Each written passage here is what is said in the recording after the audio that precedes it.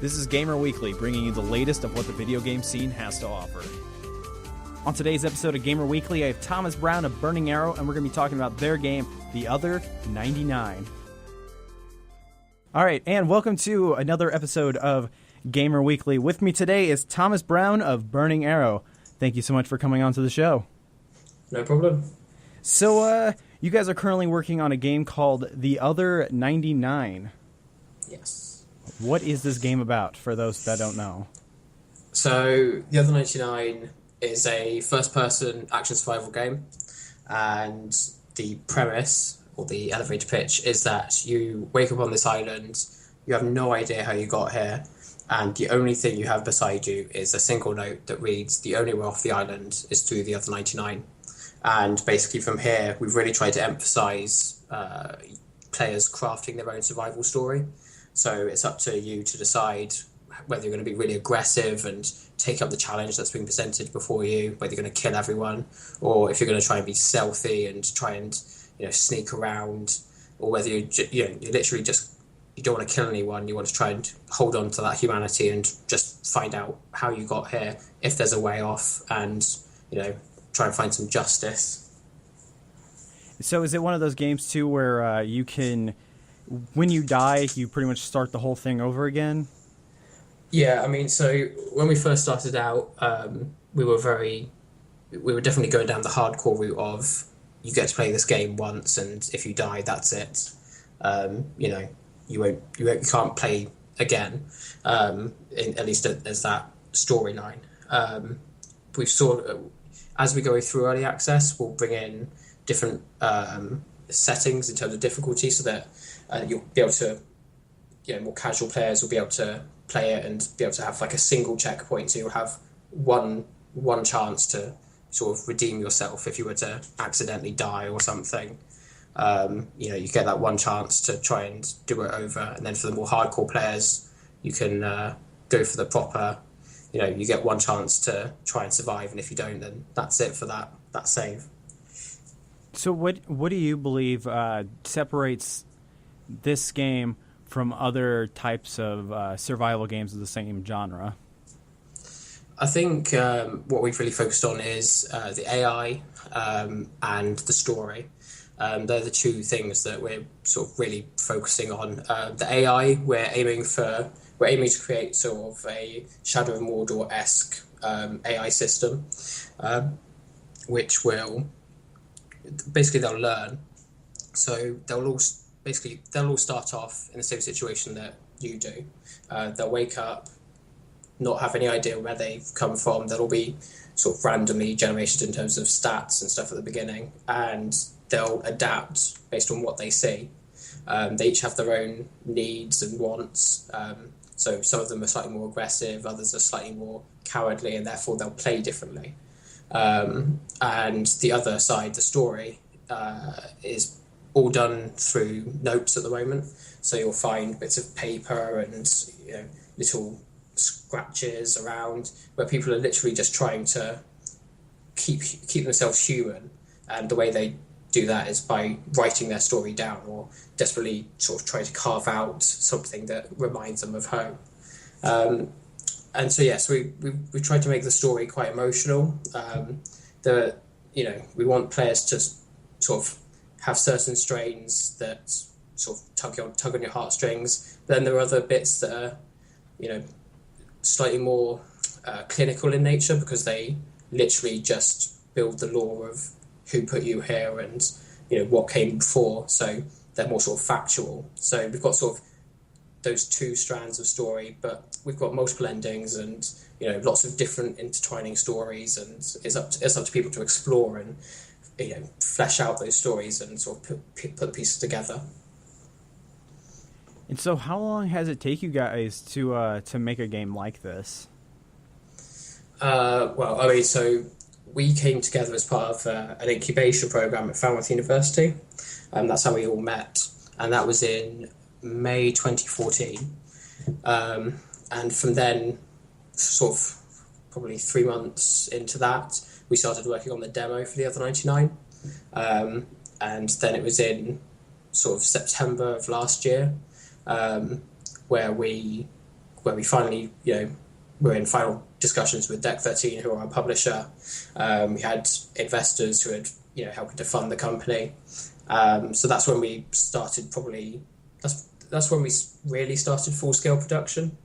But I suppose you could say it's probably, I don't know, it's like a year and a half, probably a year and 3/4 in the works now.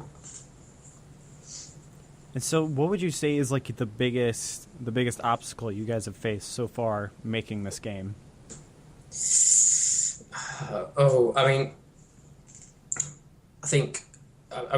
when we first started, we had no idea how to run a business. So there was lots of hurdles with that. Luckily, coming from a university incubation program, we had plenty of support there, which alleviated some of that. But I can imagine how, if you were to do it on your own, it would be quite daunting. The actual making the game, obviously, you have your ups and downs, as with any game dev will tell you. But I think that's been pretty steady. We work well as a team. We always bounce ideas off each other. So I think the game dev's probably been, it's one of the easier parts. Definitely at the moment in the lead up to a release, where probably if you ask the dev team, they'll all turn around and go, "It's the worst thing ever. I don't like this anymore." But I think it's one of those things of probably maintaining the company and balancing running the company alongside full-time dev. It's that getting that balance right is the thing that I think is most difficult. So, okay, in the game, the other 99, what exactly are we going to be fighting against, basically? So it's 99 characters, essentially. When it first comes out on early access, obviously it'll be a limited subset. But as we progress through early access and we get towards full game, they'll become fully fleshed individuals. And so each of them will have their own story that you'll be able to find out whether or not that's finding out from the notes that they have on them after you've killed them, or whether you actually try and engage them in conversation and get them to tell your story to them. It's up to the player. But you're fighting against ordinary people. These are people like you or I who have literally been torn from their lives, and just somebody bursts into your house right now, kidnaps you, and the next thing you see is the sky, and you're being rained on because you're in the Hebrides of Scotland. That's where you're starting from. You're an ordinary person dumped on an island. How do you cope? How do you survive? So you're just fighting against normal people who are trying to either get home or just trying to survive by whatever means necessary. So anything goes on the island. So it's kind of like a Hunger Games thing. Yeah, Hunger Games is the most recent sort of pop culture reference. We also used Battle Royale. It's one of those things. Hunger Games and Battle Royale are the two pop culture references that we always reference. We always refer to Battle Royale because it's slightly more gruesome and slightly closer to what we're trying to get in terms of a mature audience. But yeah, that's definitely the sort of thing. It's you against other people, and you have to be the last person standing, or whether or not you find another way off, that's up to people to find. So will you be able to make like an ally with these people, or is it always going to be you have to fight these people? I mean, so yes, you can certainly try. It's up to you whether you find a route off that will cater to both of you. You could try being sly and and team up for a little bit and then get rid of them at the end. But yes, the possibility is there. Certainly in the early stages of early access, we'll have that capability for the AI to team up, and then as we go through, probably in the middle stages of early access, you'll see the player being able to team up with AI. And so, with doing a game in early access, have you guys faced any any criticism for going that route? We were always skeptical when we first started out, and ideally you want to be funded for the entirety of the game, and you want to only ever put out a game once it's finished. So we were nervous about it. We were nervous about making sure that what people had when early access came out was worth the money they were going to be paying for it. So because we don't want to give them something that's breaking all the time, and you want to give them something that says, come back. You want you to come back and see what we do with this. So we were probably the nervous ones. We've not actually received any. I don't think we've seen any bad press or people unhappy with us for taking the early access route, which is actually really, really reassuring. And I think it's partly down to the genre. I think the survival genre has had good track history with Forest and culling, games like that. So I think we picked a good genre for early access. We'll see how people take it on the 25th, whether or not if lives up to their expectations. But yeah, we've been sort of blown away by the community interaction and people asking questions and getting hyped up about it. So yeah, we're reassured by that. So I see on the Steam page that the game is going to come out sometime this year. Have you guys come up with a closer time yet for it? Yeah, so it'll be the 25th of August. The 25th of August. Fantastic. Yes. You Yeah. guys, you guys nervous? Yeah. Yeah, we've been working a lot of hours because we're going to Gamescom this week, next week. Was it 16th? Yeah. So we'll be at Gamescom over the 17th to the 20th, something like that. Showing it off. So we're really excited about that. It'll be a hands-on demo. Unfortunately, we're not in the public section, so it's just for press. But yeah, we're really excited. We think it's where we would like it to be, and we think that with the time we've got left, people are going to be really happy with what they play on the 25th, and hopefully, they'll see the new trailer that's going to come out, and we'll be putting out a more accurate sort of list of features that will be coming out or that people should expect over the course of early access. Hopefully people will, sign up to that and will be enthused. All right. Well, I wish you the best of luck at the convention. I feel like every game developer that I've talked to about conventions, they're like, it's so cool being part of the convention, but holy crap, are you happy when it's over because you don't have to think about it anymore? Yeah, I mean, I went to E3 this year, and it's the first time I've been to any convention. And of course, I ended up going to the largest, Gamescom is larger, but, in terms of scale, I think E3 is probably up there as second largest or whatever. And it's very intimidating. Yeah, especially when you see the AAA booths where it takes up it takes up hundreds of square meters of space and, so much kit and so many people. I think it's an amazing thing to go to, and yeah, I'm just fortunate that we're getting this opportunity. Are you guys gonna get an awkward interview with Jamie Foxx and Zac Efron for your guys' booth? I mean, I'll take it. I'll take any celebrities turning up. Oh, any celebrity. Okay. Yeah. Let me go get Pauly Shore here real quick, and he'll do that. Yeah. You know what? I bet he would. I feel like he's not really doing a whole lot. Maybe you guys could get that celebrity appearance.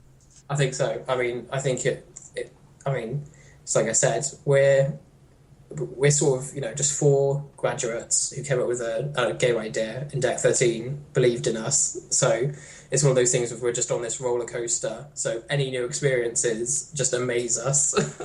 So, we're brand new to the industry. So I'm sure, if we did another interview in, 5 years' time and we're on our third game or something, then by then we might be a slightly more jaded. But for now, everything amazes us, and we'll take every opportunity that comes our way.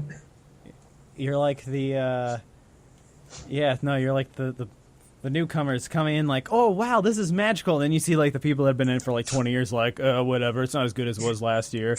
Yeah, exactly. And it's just all the game. What happened to games? Games 5 years ago were so much better than they are now. I like the retro stuff. Yeah, my generation had better video games than your generation. Like, whatever. Okay. Okay. Yeah. My generation can run entire worlds, can render entire worlds. Yours can manage a couple of pixels. It's like your games, you had to memorize everything, and that was considered quote-unquote skills. This game, you actually have things that you have to work towards and stuff. Yeah, I mean, it's funny, we've been doing a lot of sort of testing in terms of minimum specs and stuff recently, and we ran it on a GTX 460 yesterday, and it ran surprisingly well. And it's one of those things of, you go, I don't understand why our game is able to cope so well on old hardware, because you sort of just expect that AAA title, or well, not AAA title, but a game like ours where it's open world, and you expect that to only ever run on sort of latest gen hardware, and we're quite fortunate that Unreal Engine, and we've got some great devs who have managed to really start optimizing the game down. Obviously, as we go through early access, it'll get better and better. But yeah, we've been really fortunate that everyone's worked so hard to make sure that the most amount of people will be able to play the other 99. Well, I'm definitely excited to play it. It looks like a really awesome game. I just hope it lives up to the expectation. It's one of those things everyone always gets so excited about it. You don't want to let anyone down. You don't want to pull a No Man's Sky, all right? Yeah. Man, it seems like every single person that has talked to me about that game is just like, it's cool, but like it's not as cool as what they were saying it was going to be. Game developers hyping up something too much. Is this new? I mean, come on. Yeah, I mean, it's downloading the patch on my PS4 right now, so I'll get my first experience in a bit. But I've watched some video footage, and I can definitely start seeing the patterns in the procedural generation, so hopefully it won't be too bad, but yeah. Because I feel like since you make games, that you see games in a different light than like what I do, because I don't know how to make games at all. I just enjoy playing them. But like when something weird happens in the game for you, you're like, well, they could have done like a this and that, and I'm just sitting there like, something's broken. I don't know what it is. Yeah, I mean, so I used to be really bad so I'm a big fan of the Assassin's Creed series, and obviously, they had a little slump, or they've gone into a slump. And I was playing it, and I'd be like, oh, well, I could fix that, and I'd come up with a system in my head, typical programmer. And I'd be like, well, that's how I would do it. And then, of course, having now done the other been working on the other 99, I can understand why that doesn't work, because I've been working on the combat, for example. This combat system I wrote, in separation to everything else, works flawlessly. It's as soon as you put it in with everything else, everything breaks, because it has to touch so many other things, and everything has to talk to each other. Yeah, it's one of those things of, the larger the game is, the more things you have to sort of think about and talk to, and I sort of have a lot more sympathy for game developers than I did before I had gone through this experience. So it's definitely been a great learning curve.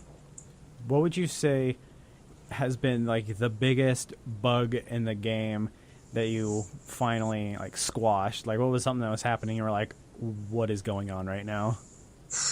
Oh, well, I mean, like I said, I've been working on the combat. I've had a load of bugs with animations, obviously we're first person, so on like a third person game where you fight someone, you can get away with a lot because your camera's further out, and you can get away with certain glitches in the animations. First person, if you throw a punch, it's got to look like you land that punch, because you can instantly see if it misses, and that's all lining up. So I would say that sort of side of it, but I think the rest of the guys would probably say the biggest bugs have been graphical. We've definitely had.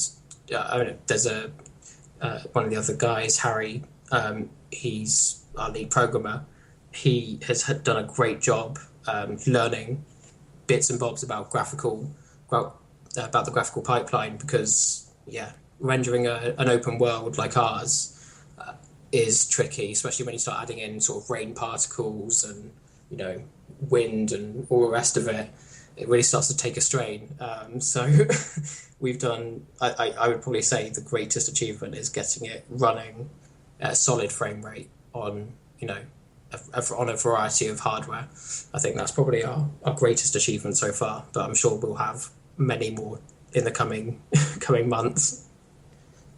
If it doesn't run on like the crazy, like if it just runs on like a 2003 computer, just have like an 8-bit mode and just be like, here you go. Yeah, it works, sorta, kinda.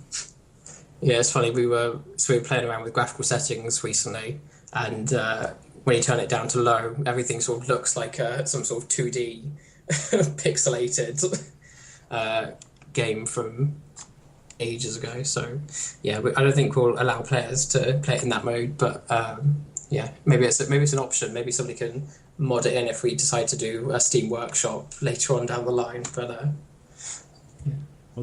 do the like how Skyrim has the one where like the D-graphics mod or whatever, where everything just looks like clay. Yeah, I mean, I played Ark a lot, and so obviously Ark has so many mods. I think I've probably played with almost all of them. But yeah, the creativity of people is always astounding, and I just love the stuff that people come up with. So what you're saying is the other 99 is going to have dinosaurs in it. Well, I mean, I don't want to reveal the story too much, but let's just, God, I could get into so much trouble. I'm going to go into work on Monday, and the guys are just going to be like, "You did what? You told them they had dinosaurs?" Well, now we got a motion cap dinosaurs. Do you know how hard it is to get a dinosaur? You guys get one of those people who get in like the Velociraptor suits and they walk around and it looks all realistic. We'll have to get loads of those guys out. I could totally see a mod of like everyone dressed up as dinosaurs being a part of this. Yeah, definitely. I mean, so part of the whole process of making the game is obviously we're learning Unreal Engine 4 as well at the same time. So they've made many instances where you click on a scroll wheel or something, you sort of adjust it to a really stupid value just to see what it does. And, you get lots of instances of characters with massive heads or tiny bodies and like everything in between. So yeah, I'm sure there's plenty of scope for us to do silly modes and all the rest of it. But I think, that'll probably come once we've become rich and famous and we can afford to, Bunny Arrow can afford to take risks like that. And you'll have a quintillion planets too. Yeah, well, I mean, obviously, it'll be quintillion islands. You can just sort of see them off in the distance. You have to swim between islands. There's no loading in between it either. Yeah, and there are sharks and all the rest of it, and you just have to hope for the best and swim as fast as you can. It reminds me of when I used to play World of Warcraft. I tried to swim to the other continents, and the game was like, no, that's not going to happen. You shouldn't be doing this. It's like, no, we're going to drown you now. Oh, okay, cool, thanks. God. Yeah. Or Jack and Daxter, where if you try to swim out in the middle of the ocean, a shark just comes and eats you. Yeah. So definitely. You could do that. Yeah, that would be pretty cool. Yeah, You think you're going to leave just by swimming? No, you're going to get eaten. Well, I mean, people can try it. There's, it is an island. Try going in the sea, see what happens. All right, well, gonna wrap things up here. Check out the other 99. It's gonna be an awesome game. Comes out on August 25th, and if you are a fan of survival games or just like cool games, it's probably one to check out. How much is the game going to cost? I knew you were going to ask this. I don't think I'm allowed to say yet. I think I may get into trouble. $60. All right. Yeah, no, it'll definitely be. It definitely won't be. A full $40 game or anything like that. So, yeah, I don't think I can say any more than that. But I wouldn't expect it's not going to break the bank. You underestimate my bank. Or overestimate it. Are these podcasts not making you rich? Not yet. Investors, yo, come on in. We got 2 chairs, one for me and one for you. Investors. I think we've got the next IGN here. I think if we keep doing it, you can make it. I appreciate that you believe in me. Well, I mean, I have to repay the compliment, right? I mean, you've taken the time to talk to us about the other 99, and it's our debut title. We want to make sure we impress everyone. So, and you've done a great job. I will make sure to include a link to the game at the bottom of the webpage, and make sure to tell all your friends about Gamer Weekly, because we don't have a whole lot of listeners yet. You got to spread this like wildfire. We're on Twitter, and there you go. That is the end of the show. Once again, Thomas, thank you so much for coming on to the show. And hopefully when the next game comes out, you'll be down to come back again. Of course. All right. Well, take it easy, guys. And once again, thank you so much for listening. Thank you for listening to this week's Gamer Weekly. This is Justin Bannister signing off.